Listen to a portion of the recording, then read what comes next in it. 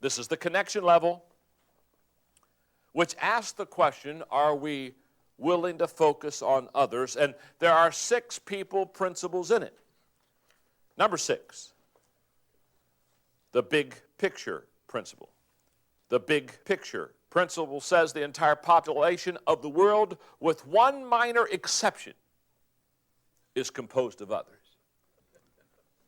And the question I must ask myself, do I have a hard time putting others first? When it comes to winning with people, everything begins with the ability to think about people other than ourselves. That is the most basic principle in building relationships.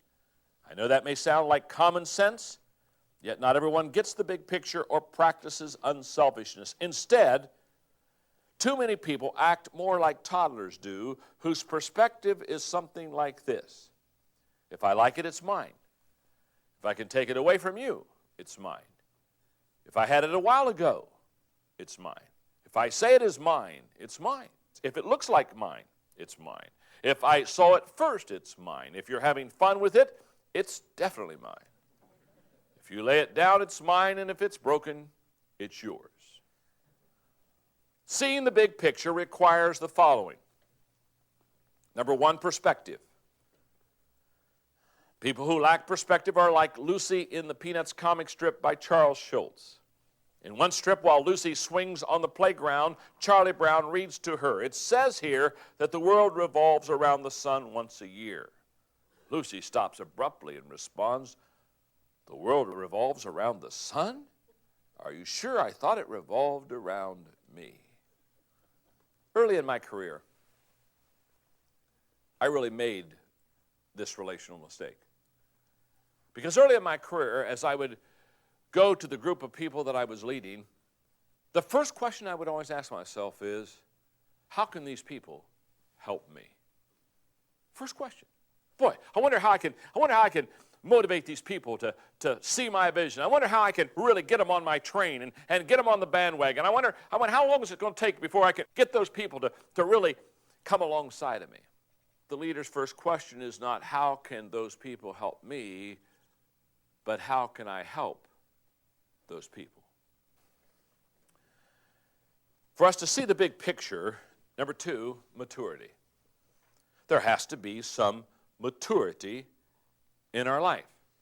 Now, every once in a while, I'll talk to young people about this, and somebody will come alongside and say, well, they're young. Give them some time. You've got to give them some time. And it's very true. A lot of times, young people are immature. But I've not really discovered that maturity accompanies age. Sometimes age comes alone. I know a lot of people that are getting older, but they're not getting better. Now, our 2 oldest granddaughters, Maddie is 4 and Hannah will be 4 very soon. They spent a week with us, and both Hannah and Maddie kind of think that I am their personal servant. And they get up every morning and they have their whole list of things to do for me. Papa, let's get on the golf cart. Let's go chase the ducks. Let's go to the playground. And let's go to the snack hut, Papa. And we go over to the snack hut, and I'll mess up their appetite for lunch. And then everybody wonders why they're not hungry. But we don't talk about that. There are some things you don't tell the other people in the room. Those hot dogs are a lot better than what they're going to have at the lunch anyway. They were with us for a whole week.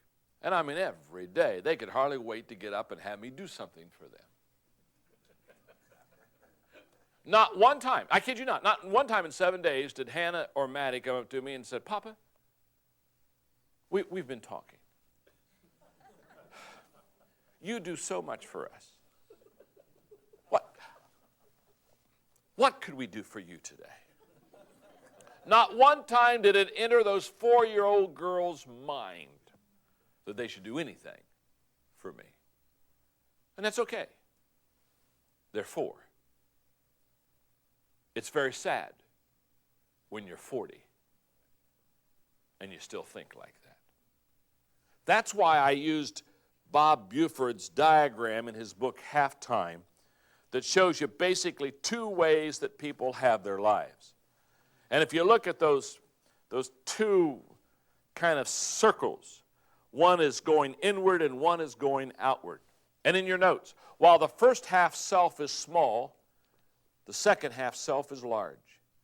The first half self winds inward, wrapping tighter and tighter around itself, and the second half winds outward, unraveling itself from the paralysis of a tightly wound spring. The small self contains only you. It's basically alienated and alone and pathologically individualistic. The larger self is whole because it is bonded with something transcendent. Self-transcendence has legs. It goes the distance and completes the race. So to see the big picture, perspective, maturity, and number 3, responsibility. I have there a recipe in your notes for a miserable life. These are words about emotional poverty and self-centeredness. Here's the recipe for a miserable life. Think about yourself. Talk about yourself. Use I as often as possible. Mirror yourself continually in the opinion of others. Listen greedily to what people say about you. Expect to be appreciated. Be suspicious. Be jealous and envious. Be sensitive to slights. Never forgive a criticism. Trust nobody but yourself. Insist on consideration and respect. Demand agreement with your own views on everything. Sulk if people are not grateful to you for favors shown to them. Never forget a service you may have rendered. Be on the lookout for a good time for yourself. Shirk your duties if you can. Do as little as possible for others. Love yourself supremely. Be selfish. For some of us, we can put a picture right there, can't we? We can put a face right there. People principle number 7, the exchange principle. The exchange principle says, instead of putting others in their place, we must put ourselves in their place. Sometimes when you give a person a piece of your mind, you lose your own peace of mind. And the question I must ask myself is, do I try to see others, to see things from others' point of view? Here's what I've discovered about the exchange principle. Number 1, we naturally do not see ourselves and others from the same perspective. Longfellow was right when he said, we judge ourselves by what we feel capable of doing, while others judge us by what we have already done. I came across a piece called Whose Point of View that captures our nature and describes it well. When the other fellow takes a long time, he's slow. When I take a long time, I'm thorough. When the other fellow doesn't do it, he's lazy, but when I don't do it, I'm busy. When the other fellow does something without being told, he's overstepping his bounds, but when I do it, that's initiative. When the other fellow overlooks a rule of etiquette, he's rude. When I skip a few rules, I'm original. When the other fellow pleases the boss, he's an apple polisher, but when I please the boss, well, now that's cooperation. When the other fellow gets ahead, he's getting all the breaks, but when I manage to get ahead, that's just the reward for hard work. Perspective. Whose point of view? Number 2, when we fail to see things from the perspective of others, we fail in our relationships. In other words, when we fail the exchange principle, when we fail to put ourselves in the place of others, almost always relationships deteriorate. And I love this piece called The Hot Air Balloon. A man in a hot air balloon realized that he was lost. He reduced altitude, spotted a woman below. He descended a bit more and shouted, "Excuse me, can you help me? I promised a friend I would meet him an hour ago, but I don't know where I am." The woman below replied, "You are in a hot air balloon, hovering approximately 30 feet above the ground. You're between 40 and 41 degrees north altitude and between 59 and 60 degrees west longitude." "You must be an engineer," said the balloonist. "I am," replied the woman. "How did you know?" "Well," answered the balloonist, "everything you told me is technically correct, but I have no idea what to make of your information. And the fact is, I'm still lost. Frankly, you've not been much help at all. If anything, you've delayed my trip." The woman below responded, "You must be in management." "I am," replied the balloonist, "but how did you know?" "Well," said the woman, "you don't know where you are or where you're going." You've risen to where you are due to a large quantity of hot air. You made a promise which you have no idea how to keep, and you expect people beneath you to solve your problems. The fact is, you are in exactly the same position you were before we met, but now somehow you've managed to make it my fault.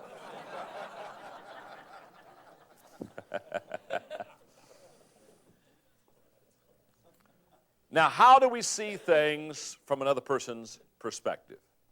Okay, let's see if we can get real practical here. Number one, leave your place and visit their place. Literally, exchange places. For example, many years ago, before I traveled a lot internationally, I used to think that if you just worked hard, you could prosper. Then I started going to developing countries. And I saw people work a lot harder than I work. A lot harder than the average American work. And all of a sudden I realized, when I got to their place and saw it where they lived, hard work was not going to bring prosperity to them. Harry Truman said, when we understand the other fellow's viewpoint, understand what he is trying to do, 9 times out of 10, he is trying to do right. I love to play a game. My wife and I play word games. And I love word games. And one of the games we love to play is Boggle. We play advanced Boggle. We don't play the simple stuff.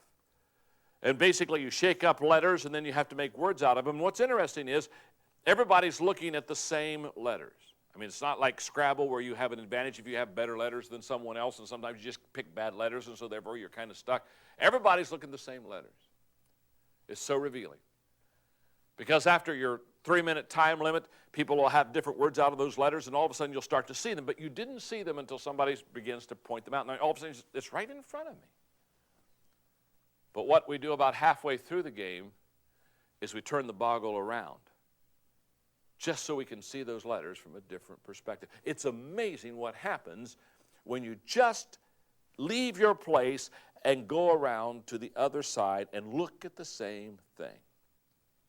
Number 2, acknowledge that the other person has a valid viewpoint. Please don't be arrogant enough to think that there's only one viewpoint and that it's yours and that's the right one. Number 3, check your attitude. So much of the problem is based on wrong attitude. And 4, ask others what they would do in your situation. This is a great way to do the exchange principle. In your notes, Saturday Review article. Ann Landers tells what she has learned about people through the letters that she has received. She said, since I began writing this column, I have learned plenty, including, most meaningfully, what Leo Roston had in mind when he said, each of us is a little lonely deep inside and cries to be understood. I have learned how it is with the stumbling, tortured people in this world who have nobody to talk to. The fact that the column has been a success underscores for me at least the central tragedy of society, the disconnectedness, the insecurity, the fear that bedevils, cripples, and paralyzes so many of us. I have learned that financial success, academic achievement, and social or political status open no doors to peace of mind or inner security. We are all wanderers like sheep on this planet. People principle number 8, the learning principle. The learning principle says, each person we meet has potential to teach us something. Or as Louis Armstrong said, there are some people that if they don't know, you can't tell them. And the question I must ask myself, do I approach people with a desire to learn from them? 3 attitudes about learning from others. Number 1, no one can teach me anything. That's an arrogant attitude. The reality is that no one is too old, too smart, or too successful to learn something new. The only thing that can come between a person and the ability to learn and improve is a bad attitude. I can remember in one of my transitions in my career of going and spending quite a bit of time before I took this leader's place, spending time with him. And one of the things that was very apparent in my first visit out to where I was going, in my first visit with him, was the fact that he was very proud of who they were, what they had accomplished. They had some success. And basically he said, the difficult thing is I have nowhere to send my staff because my staff basically knows it all. And I thought, oh my goodness, we're in real deep weeds here. And because of this attitude that no one can teach me something, he and the staff had stopped, oh my goodness, for at least 12 years, learning and growing. But I see a lot of people who basically say, nobody can teach me anything. A second attitude about learning from others is the person who says, someone can teach me everything. And that's a naive attitude. When you think that someone can teach you everything, there is major naiveness there. In fact, I would say this. Over the last 10 years, mentoring has been very big. And people, every day want me to be their mentor. Or people ask me every day, who is your mentor? And I tell them I don't have a mentor. I don't mean this unkindly. I've not met anybody yet that's so smart in every area and has so much wisdom in every area that they can be my mentor. Now, I have a lot of people that mentor me. I have a lot of people who really come alongside of me and help me and give me their wisdom and teach me out of their experiences. And I have probably 12 or 15 mentors, but I don't have one mentor. I think it's very naive. And I think it's not only naive, I think you set yourself up for major failure when you think one person can teach you everything. And I always worry about the mentor who thinks he can teach you everything. I want to go up and say, is anybody home? And is anybody home? Because I think part of wisdom and part of maturing is the more that we know, the more we know that we don't know. Isn't that true? When I was young, I offered advice on everything. As I've gotten older, the list has been greatly reduced, along with the humbling of the experiences of life. So the two attitudes, I think they're both not good ones.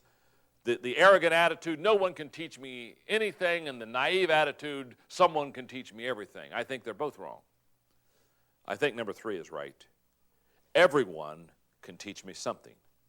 And I think that's a teachable attitude or a spirit. In other words, every person I meet, if I search out and seek out and ask questions and really desire to understand and learn, everybody I meet has something that they can teach me.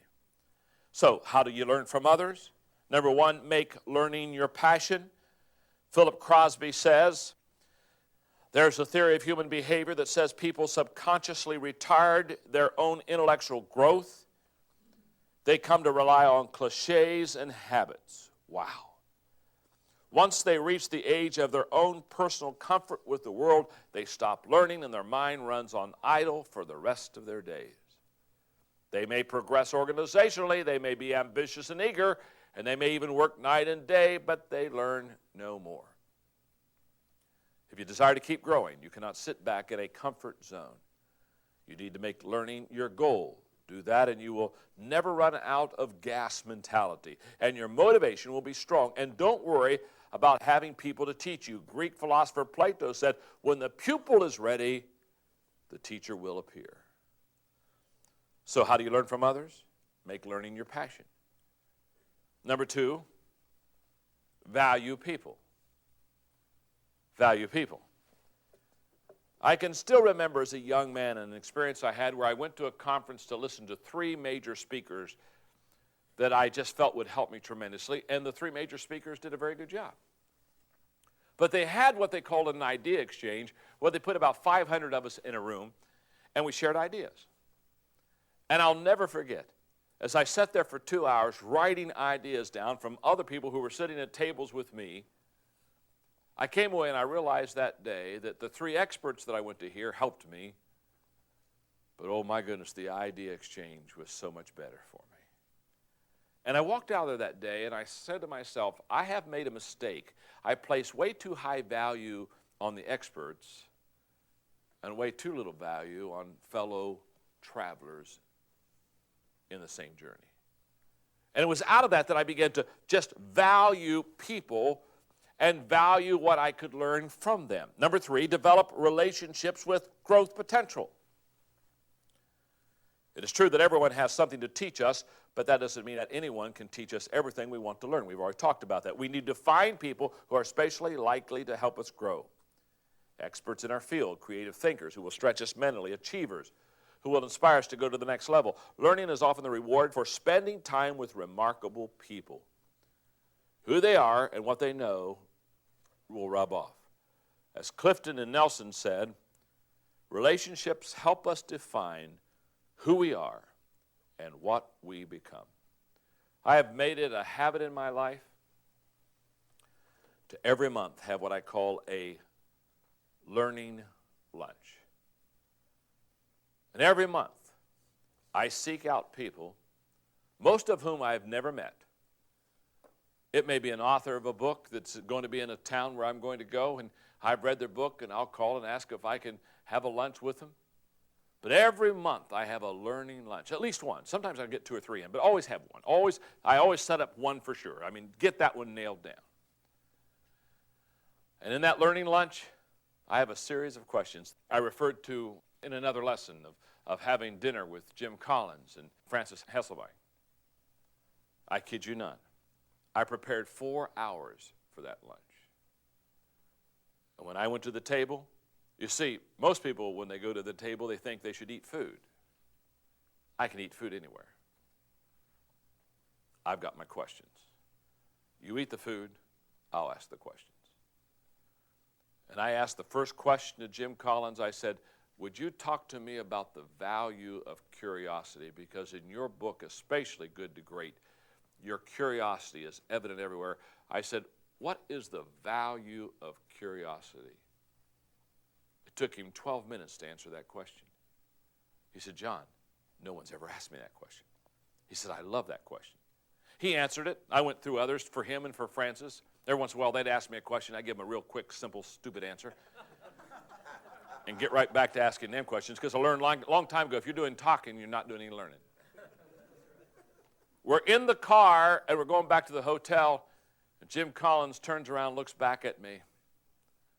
So let me talk to you a little bit more about curiosity. In another 5 minutes. And I'm just sitting there taking notes. Some of my best thinking has been done by others. It's amazing what will happen if you have those learning lunches. Number 4, identify people's uniqueness and strengths. Ralph Waldo Emerson remarked, I have never met a man who was not my superior in some particular. People grow best in the areas of their strengths, and you can learn most from another person's area of strength. So what you got to do is identify your strengths and ask the questions in their strength zone. Number 5, ask questions. Just have a learning value. The learning principle is huge. And I have watched people and realized that if you really want to develop strong relationships, ask questions and learn from people. And by the way, you create tremendous value when you're asking somebody to teach you something. People principle number 9. The charisma principle. The charisma principle says people are interested in the person who is interested in them. Or Dale Carnegie, the classic statement of all, I think. You can make more friends in 2 months by becoming interested in other people than you can in 2 years by trying to get other people interested in you. The question I must ask myself, do I usually focus on others and their interest or on my own? Many years ago, a person that I've had the privilege of mentoring, Dan Ryland, and I were having a discussion. And he said to me, he said, John, you have charisma. And I said, well, I said, people tell me that. But I said, I think that's just kind of a gift that some people have, some people don't. And he stopped. He said, no, you're wrong. So what do you mean I'm wrong? He said, charisma is not a gift. It's not a talent at all. It's a mindset. I said, what do you mean? And that day, he taught me a very valuable lesson about charisma. In your notes, people with charisma focus on others. That's what makes people like them. And people without charisma focus on themselves. It's a mindset. If you are focusing on others, I promise you, you'll develop a charismatic personality. If you focus on yourselves, hello. This is classic. This is Dale Carnegie, 6 Ways to Make People Like You. Carnegie's teachings in the class and in How to Win Friends and Influence People made a profound impression on me as a teenager. By the time I graduated, I had, with my father, taken 2 Dale Carnegie courses. In fact, they had such an impact that I've worked to pattern my people skills on much of what he taught. And here are 6 things Carnegie suggests, along with my explanation. Number 1, become genuinely interested in other people. People do not care how much you know until they know how much you care. Number 2, smile. You say, John, there's got to be more to it than that. No, really there isn't. Just smile. And people all the time will come to me and say, you know what, John, you just have this natural smile. You just, no, I don't. No. I don't have a natural smile. You don't have a natural smile. Nobody has a natural smile. We had to work our way out into this world. Think about it.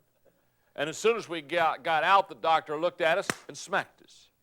No wonder we are negative the rest of our life. Should have picked us up and said, you're awesome. You're unbelievable. So I was in grade school. I looked in the mirror one day, and I looked in there, and I faced reality. I said, John, you are not a handsome dude. What are we going to do with a face like this? And then I smiled. And as soon as I smiled, I thought, oh, that helps. It didn't heal me, but it helped me. I'm often amazed at people who go through a day and never smile. They're like the mother-daughter who are doing the Christmas shopping. They've been to too many stores, and the feet were pretty sore on Mom, and she was really grumpy as they made their last stop shop place, and they're coming out of that store about a half hour later, and the mother is just, she's got a real attitude issue, and she said to her daughter, did you see the look that salesperson gave me in that store? And her daughter said, Mom, that salesperson didn't give you that look. You had that when you went in. Number 3, remember that a person's name is to him or her the sweetest and most important sound. Major. Just understand that if you could remember a person's name. Number 4, be a good listener. Encourage others to talk about themselves. Novelist George Eliot advised, try to care about something in this vast world besides the gratification of small selfish desires. Try to care for what is best in thought and action, something that is good apart from the accidents of your own lot. Look on other lives besides your own. See what their troubles are and how they are borne. You know, 2 of the greatest prime ministers in all of England's history was William Gladstone and Benjamin Disraeli. Both of them brilliant prime ministers, lived back to back. So England had some really good leadership for a period of time. And one lady who knew both of them was asked one time, she said, compare William Gladstone to Benjamin Disraeli. Oh, she said, that's very easy. She said, when I'm with William Gladstone, after an evening conversation with him over dinner, I just look at him and say to myself, he is the most brilliant man in England. She said, when I spend an evening with Benjamin Disraeli, when I'm leaving him, I always say to myself, I am the most brilliant person in England. Two total different mindsets. Number 5, talk in terms of the other person's interest. There's the golden rule. There's the platinum rule. The golden rule, treat others the way you want to be treated. The platinum rule, treat others the way that they want to be treated. Start with the golden and advance to the platinum. And number 6, make the other person feel important and do it sincerely. I was recently having dinner out in San Diego with a friend of mine, and we were both talking about a book that we both have enjoyed that is entitled Now Discover Your Strengths. Marcus Buckingham, it's basically a book that identifies and labels several different strengths a person may have, and you read the book and kind of understand them, and then you can even take a test on the computer based on what your number is on your book, and it's a wonderful, enlightening exercise, and I took it, and he had taken it, and he looked at me and he said, John, he said, let me ask you a question. He said, what were your top 5 strengths? And I could only remember, I think, 2 of them, so I said, well, let's check with Linda, and I called her, and she had pulled out the test and told me. But one of my 5 strengths is what they call the woo factor. The woo factor basically is a fact that you're able to woo people to you, that it has kind of that, again, that charismatic kind of feel to it. And he said, I knew that'd be one of your 5. He said, I knew that'd be one of your 5. And I said, oh, if you'd known me 20 years ago, it wasn't. He said, what do you mean by that? Oh, I said, the first few years as I started off in my career, I wanted to impress people. I wanted to have people like me. I wanted people to think that I was smart. I used to do all kind of stupid things. I used to wear glasses so that people thought I was intellectual. I came out of college, and I thought that if I was intellectual, people would think that was wonderful. And one day my wife said, you look real stupid in those glasses. And I took them off. I guess what I'm trying to share with you in this people principle, the charisma principle, it really is a mindset. And you don't have to be boring all your life. Boring people are into themselves. People with charisma are into others. People principle number 10. Now, the 10th people principle just happens to be the number 10 principle. In other words, believing the best in people usually brings the best out of people. I'm talking now about putting the number 10 on their head. Mark Twain said, keep away from people who try to belittle your ambitions. Small people always do that. But the really great make you feel that you too can become great. And the question I must ask myself is, do I believe the best of others? In other words, do I put a 10, this is the number 10 principle, do I put a 10 on their heads? Let me share with you 5 things I know about people. Probably 20 years ago, I was flying up to Spokane to speak at the convention center to a large group of people. And while I was on the plane, and this happens to me, not often, but sometimes, I sat down with my legal pad, and all of a sudden, I found myself beginning to write what I'm going to share. In fact, by the time I got to Spokane, I had my speech. I hadn't planned on using it as my speech. I had another one. But all of a sudden, I had one that was fresh, one that was kind of just from my heart. And it's about people and this whole number 10 principle. So there are 5 things I know about people. Number 1, everybody wants to be somebody. I know that about people. Everybody wants to be somebody. George Adams states, there are high spots in all of our lives, and most of them have come about through the encouragement from someone else. I don't care how great, how famous or successful a man or a woman may be, each hungers for applause. When I lived in San Diego, it was just kind of a ritual of mine because it was always on the way to the gate where I would fly out to go speak somewhere that I would go by the shoe shine place. And Melvin, the shoe shine guy, was always there. And I would get my shoes shined whether they needed to be shined or not. And I would sit there as Melvin would shine my shoes, and I'd talk to him about Little League baseball. because that's what he had done all of his life. For over 40 years, he was a Little League baseball coach. And I had asked him about his teams and what were his best teams. And I think he had had 3 or 4 guys that he taught in Little League that went on into the majors. And I'd talk to him about that.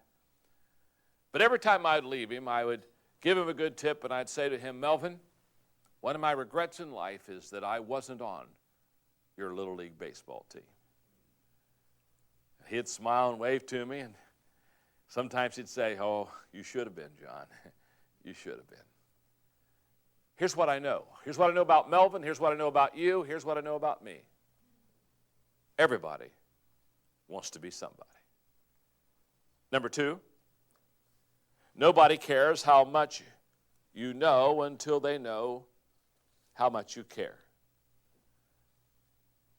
You may try to impress people with your knowledge, but you impact people with your compassion.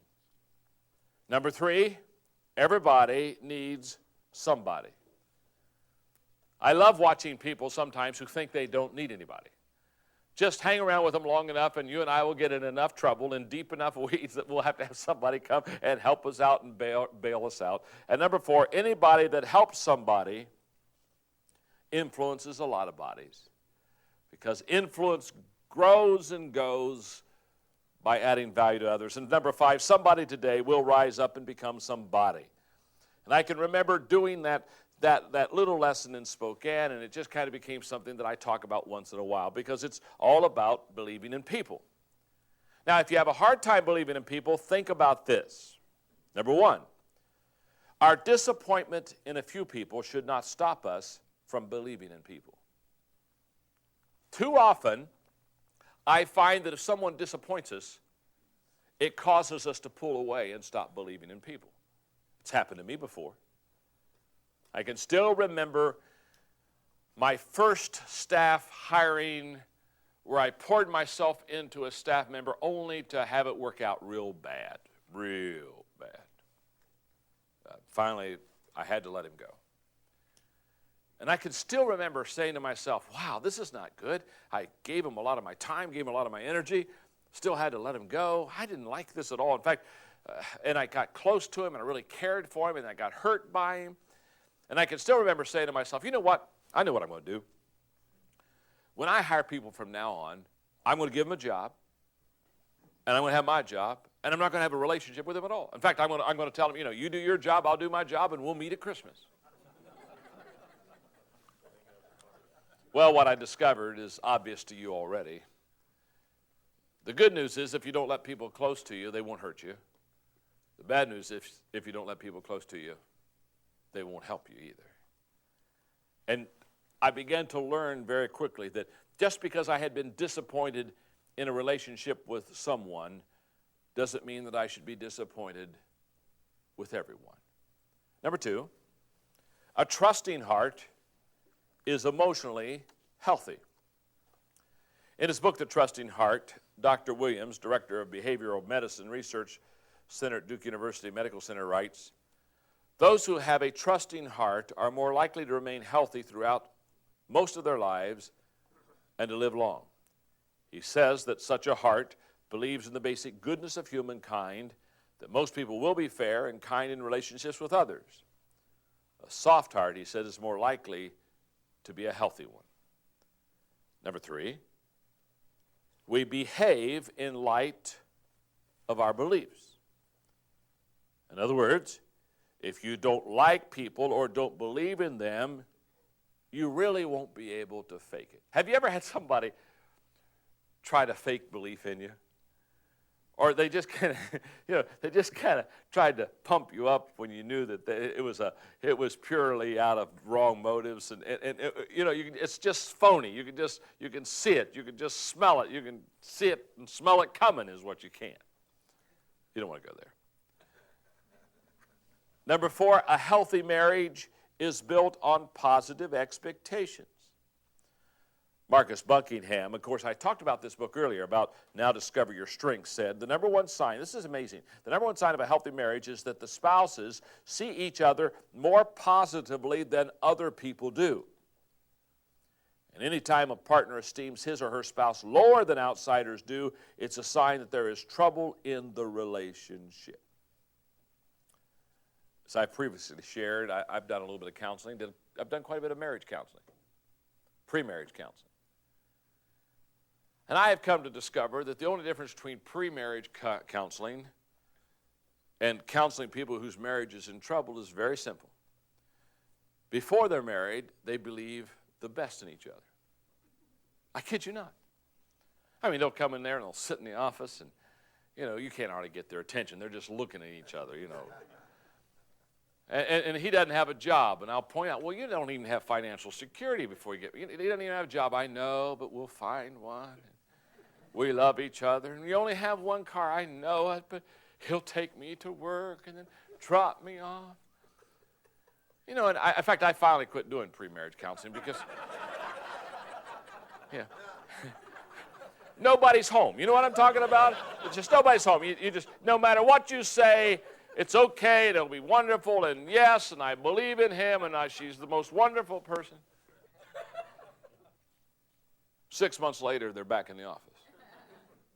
They're married. And we got problems in River City. Do you know what the difference between pre-marriage and marriage is? Very simple. Before you get married, you believe the best in the person, and when you get married and begin to know them, you begin to focus on the worst of the person. And that is the difference. It's focus. Before marriage, you put a 10 on their heads. After marriage, you have a 1.5 on their heads. Number 5. Expressing belief in people's potential encourages them to reach their potential. It's not enough just to believe in people, to think that they are 10s. You need to express that belief. Goethe said, treat a man as he appears to be, and you make him worse, but treat a man as if he already were what he potentially could be, and you make him what he should be. I truly believe in this principle. Try it. I know what you're thinking already. You're saying, well, if I got to put a 10 on somebody's head, I think it's going to be probably not true because I think they're really a 2. Well, then don't put a 10 on their head. Try a 4 or a 5. Here's what I want you to do. Put a higher number on their head than you normally have and watch it how it changes the relationship. Because you and I, when somebody believes in us, we know it. And let me tell you about belief in people and having people believe in you. Your behavior around a person that believes in you is much better than it is around a person who doesn't believe in you. You will do everything, and I will do everything in my power, never to pull down the expectations that people have in us. People principle, number 11. Probably of all the people principles, this is the most difficult. This is the confrontation principle.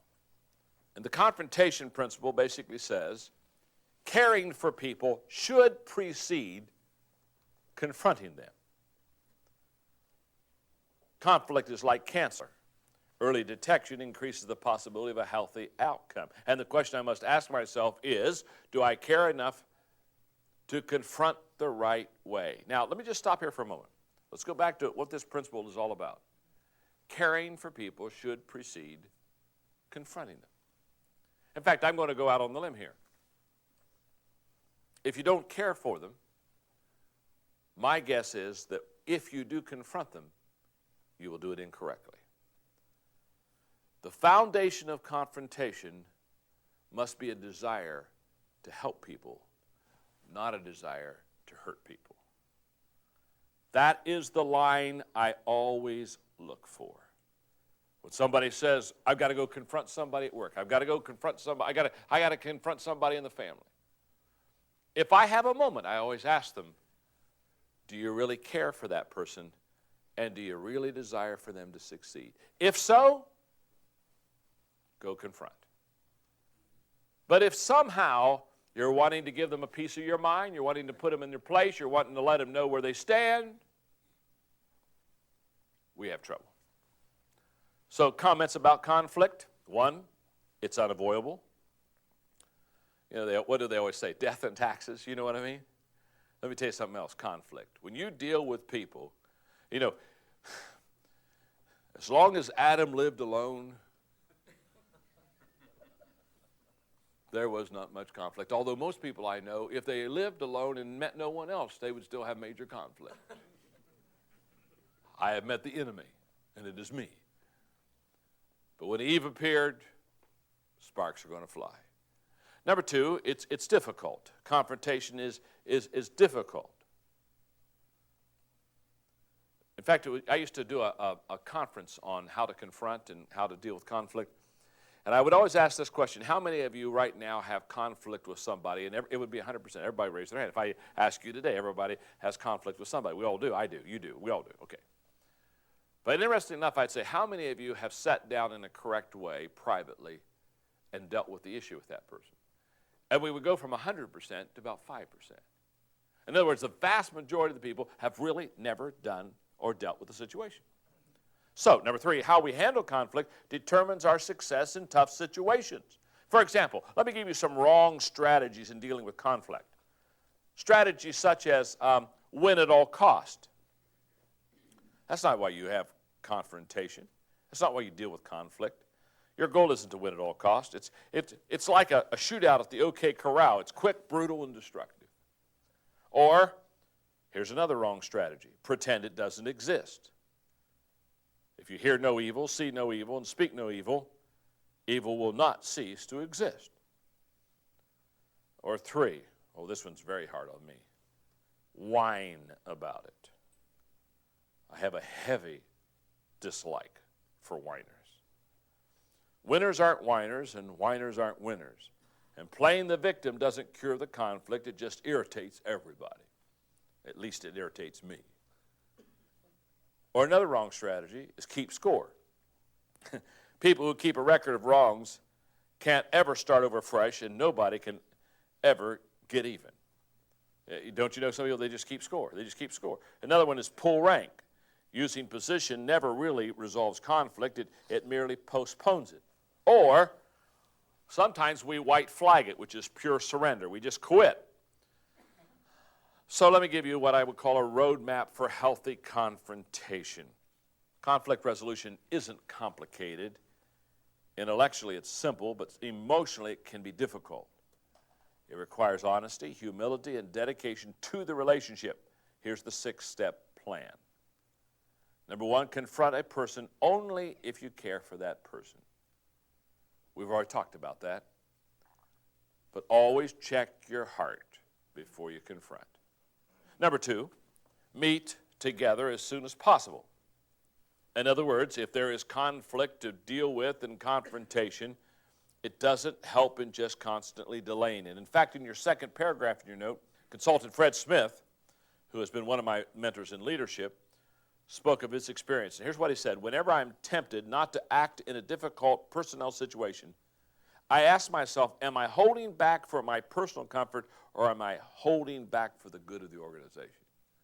And I thought, what a wonderful way to separate emotionally, because we all hold back. Because let me tell you something. Let me just do a little survey. How many of you have ever had to confront somebody on something and perhaps procrastinated a little bit before doing it? Boy, that is the common denominator of all of us, isn't it? Huh? We know we should, but boy, we find 17 reasons why, and why we shouldn't, couldn't, and haven't. Fred Smith said, when I'm holding back in confrontation, am I doing that because of me personally, or am I doing that for the good of the organization? Because, for their example, maybe a leader will have to hold back for a period of time because the timing's not right. But am I doing it? Am I doing it because the timing's not right, or am I doing it because I'm not ready to do it yet? By the way, the reason I say confront as soon as possible, there is a thing that I see that causes tremendous problems. I call it gunny sacking. That's not the right word, but basically it's where somebody has issues with somebody, and instead of telling them, they just put it in the gunny sack. And they just keep putting stuff in there. And one day, all hell breaks loose. And they start talking, and they say, well, let me tell you this, and by the way, and then there's this issue, and then we got that issue, and 4 years ago that happened, and they just kill them.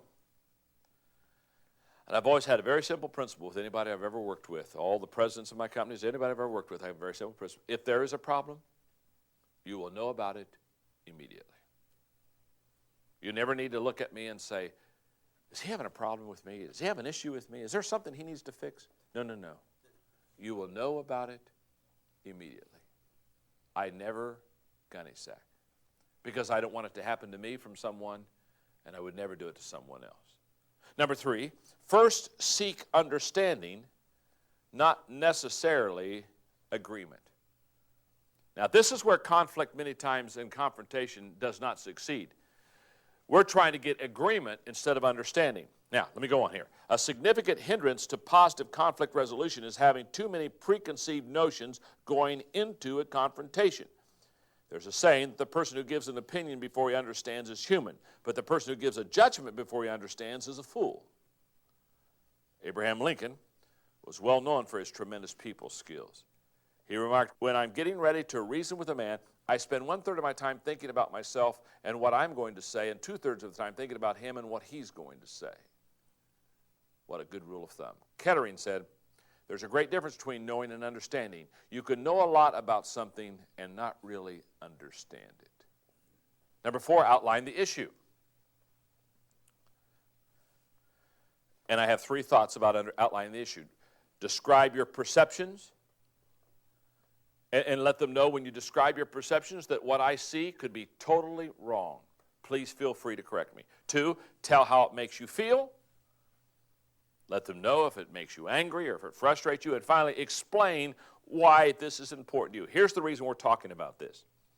It's not to make me feel better. We're talking about this because we have to fix it so that our relationship can be what it can be and we can do things successfully together. Okay, number 5.